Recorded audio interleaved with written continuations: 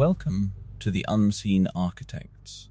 Today, we're diving deep into a question that I think a lot of us ponder, maybe over a late-night coffee or scrolling through our feeds.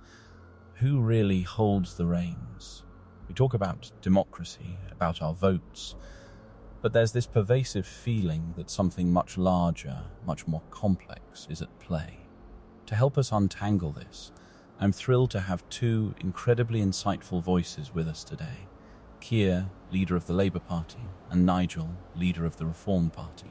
Gentlemen, thanks for being here. Thanks for having me, Peter. It's certainly a complex area, but one that demands rigorous discussion.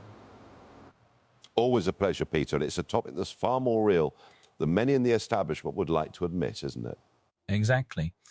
So let's start with the basics. We have governments, corporations, banks, even entities like the Crown or religious institutions. On paper, they all have their own governance structures. But how do you see them interacting, influencing each other? Is there really a single governing force, or is it, as some suggest, this kind of interlocking matrix? Well, Peter, from a political science perspective, you're absolutely right about the interlocking matrix. Governments are theoretically accountable to the public. Through elections and laws, they create the legal frameworks, issue licenses, manage currency, and so on. But they operate within an ecosystem. Corporations, for instance, are driven by their boards, shareholders, and market forces. They influence governments through lobbying, funding campaigns, and controlling vital services like infrastructure and technology. Banks, especially central banks like the Federal Reserve or the ECB, set interest rates and capital flow, effectively shaping global economic policy. It's a constant push and pull, a dance of influence rather than a single puppet master. Keir, with all due respect, it's a lot more than just a dance of influence. What we see, what the average person feels, is that actual governance often resides in an unelected oligarchy or plutocracy. You mentioned central banks. These are largely independent, aren't they? Not directly accountable to voters. And multinational corporations? They operate globally, often dictating terms to national governments, threatening to move jobs and investment if they don't get their way. Lobbying isn't just influence, it's a powerful mechanism where wealthy elites and their interests often get to write the rules. It often feels like a form of technocracy too, where decisions are made by experts behind closed doors, far removed from public scrutiny.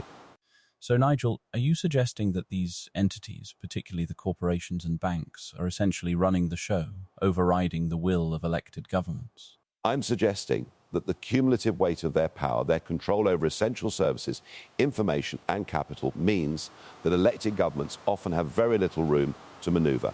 They're constrained by global markets, by international agreements, by the sheer financial power of these entities. Think about it. A government wants to implement a certain policy, but if it goes against the interests of, say, a major tech firm or a powerful financial institution, the pressure brought to bear can be immense. It makes a mockery of our votes, doesn't it? I understand the frustration, Nigel, and it's certainly true that these powerful interests exert significant pressure. But to say it makes a mockery of our votes might be a step too far. We still have democratic processes, legal challenges, and the power of public opinion. The role of government, my role, is to create a robust regulatory environment that protects the public interest and ensures accountability. We need to strengthen democratic institutions, not dismiss them. The challenge is to reassert the primacy of the elected government and the public good over corporate profit. This means more transparency in lobbying, stronger financial regulation, and holding corporations to account for their societal impact. It's an ongoing battle, but not a lost cause. That brings us nicely to the concept of the shadow government or deep state. It's a term that gets thrown around a lot. Keir, you're a legal man, steeped in public institutions. How do you define it? Is it the stuff of conspiracy theories, or is there a more grounded understanding from a political science perspective? It is important to distinguish, Peter. In popular conspiracy theories, the shadow government is often presented as a secret, monolithic body. Global elites, intelligence chiefs, powerful bankers, or groups like the Illuminati secretly manipulating leaders to establish a new world order. That's a very specific, often unverifiable narrative. From a political science viewpoint, however, the deep state refers to the powerful, unelected actors within government structures whose influence persists regardless of which party is in power. These are career bureaucrats, high-ranking intelligence officials, senior military leadership, and yes, powerful lobbyists. They possess immense institutional memory, control complex regulatory bodies, and have technical expertise that makes them indispensable.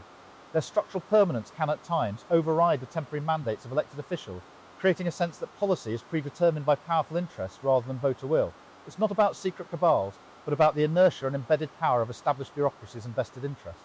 Well, Keir, I think the line between your political science definition and the conspiracy theory version is a lot thinner than you'd like to admit.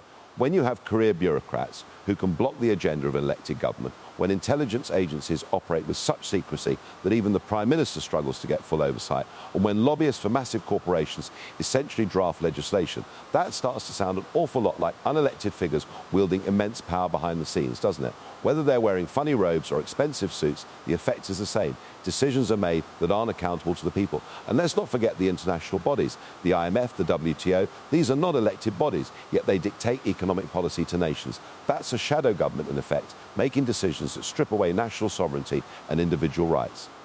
So, Nigel, you see these unelected but powerful bureaucratic and international structures as essentially functioning like the shadow government that many people fear. Absolutely. It's a deep state that is deeply entrenched. They don't need to meet in a secret lair. They're in plain sight, just not under democratic control. Their goal, whether they admit it or not, is often to maintain the status quo, to keep the gravy train running and to subtly shift power away from national democratic control towards more globalist, technocratic solutions. We see it in Brussels, we see it in the UN, we see it in our own civil service. It's a continuous, often unseen erosion of our ability to self-govern. I agree that there's a need for greater democratic oversight and accountability in all these areas, Nigel. It's a constant struggle. But let's be clear, career civil servants are essential for the functioning of government. They provide continuity and expertise. The issue is when their influence becomes disproportionate or when external lobbying efforts skew policy. That's why transparency, robust ethics rules, and strong parliamentary scrutiny are vital. We need to reform and strengthen our democratic institutions to meet these challenges, not dismantle them based on a distrust of unelected power that risks throwing out the baby with the bathwater. The solution isn't to demonise the bureaucracy, but to ensure it serves the public transparently and effectively under democratic mandate. That leads us to a really crucial question. Is it too late to keep sovereignty as a civilian? This feeling of losing individual agency, of being just a cog in a vast machine, it's very real for many people. Nigel, you've often spoken about national sovereignty. How about civilian sovereignty? It's a huge concern, Peter. When you look at globalization, economic policy is increasingly dictated by multinational corporations and international bodies that aren't accountable to national voters. Then there's surveillance capitalism. Private corporations, social media platforms, they collect vast amounts of our data, profiling us in astonishing detail. We're being watched, analyzed, influenced. And the sheer complexity of law and regulation makes it impossible for the average citizen to understand, let alone influence, the decisions that affect their lives. How can you have sovereignty when you don't even understand the rules being made for you, or when your every digital move is tracked and monetized? It feels like we're being disempowered, bit by bit. I mean, we still have legal rights, yes, but are we truly sovereign when so much of our lives is governed by forces outside our control? I share the concerns about the erosion of individual autonomy, Nigel. The challenges you raise are legitimate. Globalisation does present issues for national control, and data privacy is a huge battleground. However, I wouldn't say it's too late. Our legal rights, due process, free speech, assembly, they absolutely still exist. But they're not passive, they have to be actively defended and exercised. Civilian sovereignty is about civic engagement. It means voting, protesting, local organising, holding our officials accountable. We can't just throw our hands up and say it's all lost. The rise of new technologies like blockchain and open source movements actually offers potential tools for decentralising control and empowering individuals. It's about finding ways to leverage these tools for democratic ends, rather than allowing them to be solely used for surveillance or profit.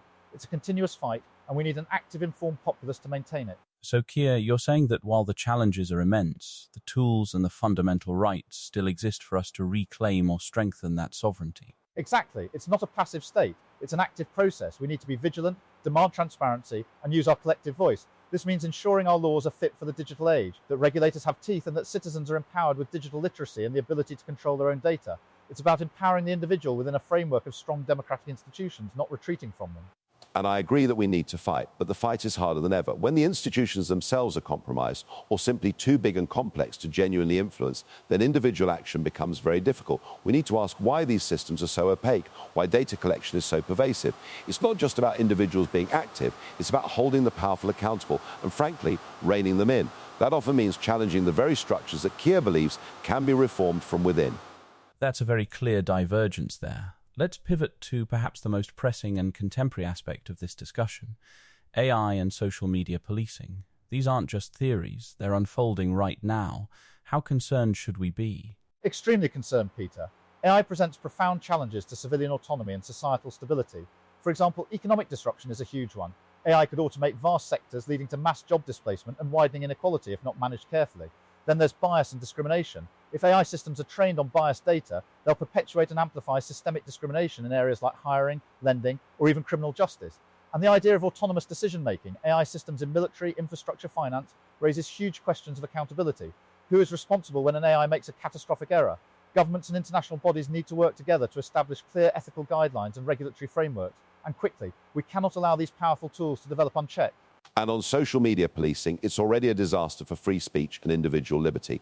These platforms, these private corporations, have become the gatekeepers of information. They're essentially acting as arbiters of truth, censoring content and banning users based on opaque private policies, often with a clear political bias. This isn't just about misinformation. It's about restricting legitimate discourse. It's pure surveillance capitalism, isn't it? They track our every click, profit from our data, and then use that power to shape narratives and influence our behaviour. It's the panopticon effect writ large, the constant awareness that you're being monitored, which leads to self-censorship and a chilling effect on political participation. It's undermining democratic discourse from the ground up. So both of you see massive risks, albeit perhaps from slightly different angles.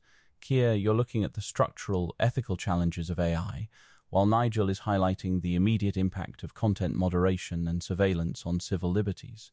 Is there common ground on how to tackle these issues? Absolutely. We both recognise the scale of the threat. The common ground has to be in establishing clear democratic control over these technologies. This means strong independent regulation of social media platforms, forcing transparency in their algorithms and giving users more control over their data. For AI, it means investing in research that focuses on ethical development, ensuring accountability, and having public debate about its deployment. It's about making sure these powerful tools serve humanity, not control it. We need robust legislation that puts public interest before corporate profit and technological advancement at any cost. The common ground is that we need to stop them from censoring us, stop them from profiling us without our full informed consent. It's not just about regulation. It's about demanding that these platforms, which have become de facto public squares, respect our fundamental freedoms. They can't claim to be neutral arbiters when they are clearly biased and operating with unchecked power. And AI, we need a serious conversation about its long-term implications for employment, for control, for the very essence of what it means to be human. If we don't act now, we'll find our sovereignty isn't just eroded, it's gone entirely. It's about individual liberty, Peter, above all else. Powerful words from both of you. It's clear that the questions of who governs, what constitutes a shadow government, and how we navigate the digital future are not just academic, they're vital for the future of civilian sovereignty. Whether through active civic participation, robust regulation, or challenging entrenched powers, it seems the consensus is that vigilance is key. Keir, Nigel, thank you both for this incredibly insightful, frank, and utterly essential discussion today. My pleasure, Peter. Thank you. Thank you, Peter. A very important conversation. And that wraps up another episode of The Unseen Architects. We hope this conversation has given you much to think about regarding the complex interplay of power in our modern world. Until next time, stay curious, stay engaged.